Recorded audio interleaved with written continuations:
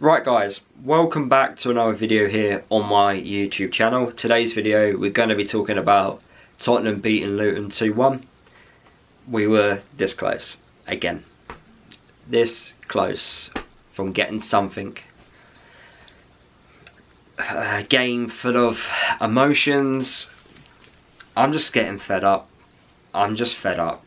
I knew we were going to lose, but the way we've lost frustrates me more than on like a 3-0 or 4-0 win, because when you lose 3 or 4-0 you can just go put your hands up and go, we just weren't good enough. The fact that it was 2-1 and you know 1-2 two things just didn't go our way was the reason why we lost. It just really frustrates me, and I've said that so often. The amount of times we've played against the better teams in the division and we've been this close, it just really frustrates me and it angers me more. And the reason why it angers me more is because it's off the field like decisions in why we've not maybe got more points than we should have done. And what I mean by that is, and it is the same repetitive talk, and I feel like I'm always repeating myself here, but I know we can't change anything about it. We should have signed more players in January. Whoever's decision it was not to bring more players in, honestly, you've had a mare. You've had an absolute mare. And I know people are going to go, you can't say that about the board, you can't say about the recruitment team, it's done so well. Honestly, they've done fantastic. But it's like they've the hard work which they put in the summer, it's like it's outdone itself because you've had a really bad January transfer window. I don't want to say that because I have full trust. I have full trust in what they can do. It's got us this far. So, it's clear that it does work. But I never thought at the start of the season I would say that our recruitment is going to be the reason why we would not stay in the Premier League. I never would have thought that. It would have been the last thing on my mind. Honestly, it would have been the last thing. But that January transfer window has cost us. When we had Nathan Jones at the club, he had the saying of, we always will enter a transfer window and we'll leave it a lot stronger. We haven't. We just didn't at all. The fact we didn't replace Tom Lockyer was criminal. The fact we didn't bring more players in was criminal. And the reason why I'm saying this now I know the club never would have predicted this amount of players getting injured. We've had another 3 players getting injured today because they're working their socks off. They're working so hard, and that's what frustrates me the most. They're getting injured because they're working. They're getting this close. But we can't rotate them because we've got no one available. We've got academy prospects who are, probably nowhere near League 2 level, let alone Premier League, and we just can't replace them. So they're putting in more than 100% work effort in, which is great to see, which we love, and which we're like, we can't believe that they're doing it. But we're getting this close and then we're just not getting the points, and it frustrates me. Sometimes I just wish we lose 3 or 4-0 because it wouldn't hurt as much as what I'm seeing right now, because we're becoming this close from winning football matches. I know that's absolutely crazy to say, but it really hurts. It just so badly hurts. And I'm just like, if only we brought more players in. I don't want to keep banging on banging the drum about it, but I just feel like it was a massive mistake. Massive mistake. We've got one fit centre half. One fit centre half. How? Just how? It's just how we've got to this.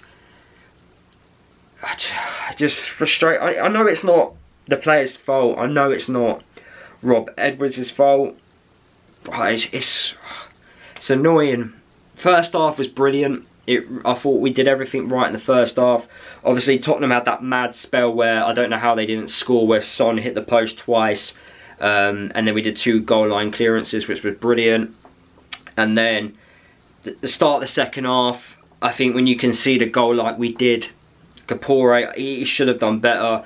And because we conceded such a poor goal, and we've done that so often this season, we've now, the momentum and the swing of the game, it completely changes, and Tottenham now go up an extra gear, and then you could just see that they're going to score, and the question is, when are they and how many? But then we kept going, we kept staying in it, despite their chances which they were getting.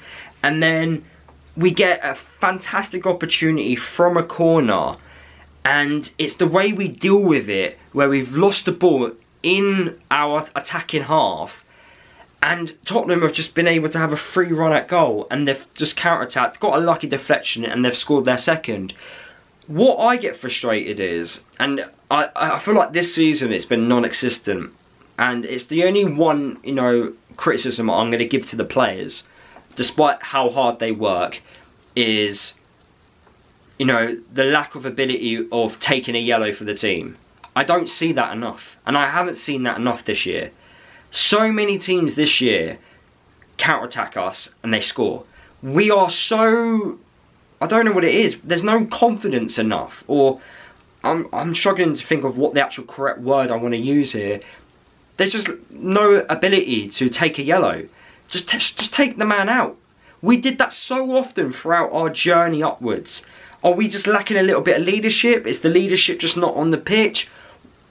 Why are they not taking yellows? Clark had an opportunity just to wipe Son out. Just take the yellow for the team. Just do it. Just take. I don't care if you get booked. At least you've done the right thing. We can all tell that you've done the right thing there.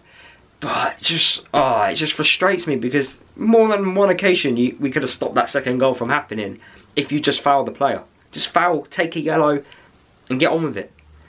But we didn't.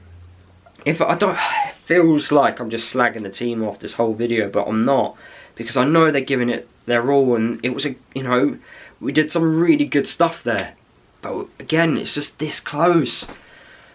Just frustrates me. Just really frustrates me. Arsenal midweek. God, I'm not looking forward to it. We've scored in 18 games in a row, by the way, in the Premier League. 18 games in a row.